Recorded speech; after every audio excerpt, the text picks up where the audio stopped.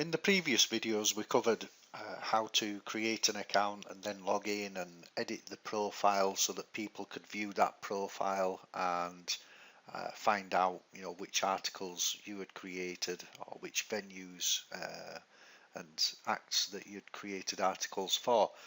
In this video we're going to cover using the events calendar, which is actually quite simple. You just log in as you would normally, and again once you log in the profile menu will be available on the left. As the website develops, that profile menu will probably expand and other features will be made available. So the final thing we need to do is create an event. This could be for a venue, or for the entertainer themselves. So we're going to put a new event in here and leave the default access level to public so that everybody can see it.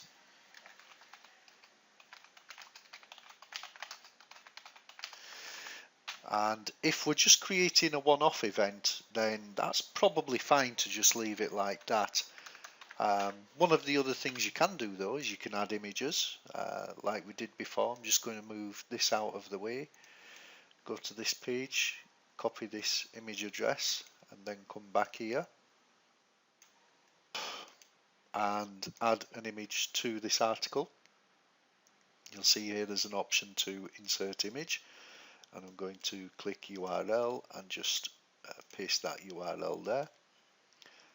There we go. We can resize the image if we want to, but it's perfectly fine as it is. And further down we have a location, so you could put the name of the bar, the location. Let's just put Los Cristianos. And we'll put contact John Smith. That's my login name.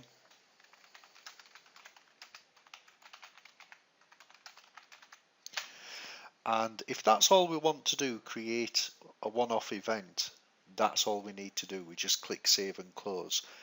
As with the articles, once you click save and close, the event will be set into the system and an email sent out to the administrators to authorize it. It's just so that we stop people using the system to spam or put content on the website that shouldn't be there. Now the only other option is if you have a recurring event. If you click on calendar here, you can choose to use a 12 or 24-hour clock, and you can select the date. So let's say this starts on the 13th of May, for example, and let's say it starts at 8 p.m. and finishes at 9 p.m.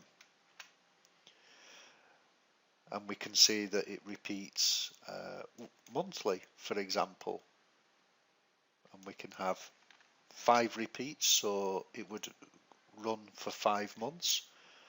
And we can do other things. We can say repeat until a specific date, repeat count, how many repeats, and we can do other things here as well. If we select weekly or daily, we can select which days, for example, or weekly. We can say we want it to repeat every Monday and Wednesday.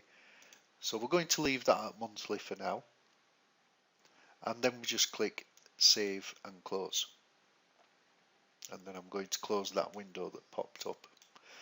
Now as the administrator, I will have received an email to confirm that event, so I'm just going to go to that email now and confirm the publication of that event, and then we can see it in the calendar. And now that event has been published in the back end of the website, if I go to May, you'll see here that the event is there.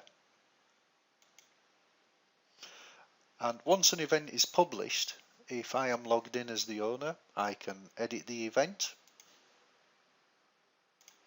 or if anybody else is viewing the event and they click on the username, it will actually send an email to that user, and I can edit the event and put new photographs in if I choose to, or change the schedule when it repeats, etc.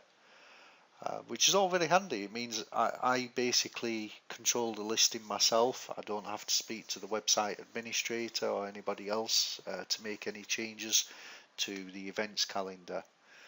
And hopefully that will help you create your events on the calendar.